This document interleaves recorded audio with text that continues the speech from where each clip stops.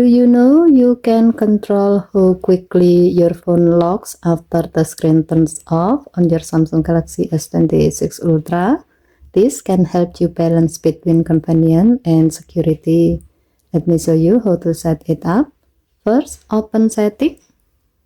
Scroll down and tap Lock Screen and AOD.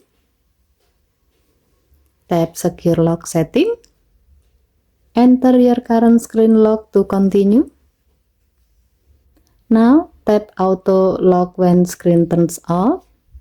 Here you can choose how long your phone waits before locking. You can select options like immediately, 5 seconds, 15 seconds, up to 30 minutes.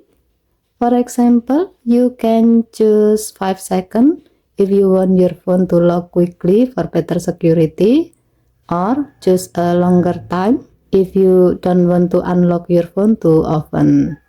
As a note, this setting may not apply when extend unlock features like trusted places or devices are keeping your phone unlocked. And that's how you control when your phone locks automatically on the Samsung Galaxy S26 Ultra. Okay, thank you for watching. Please help to like and subscribe. Have a nice day.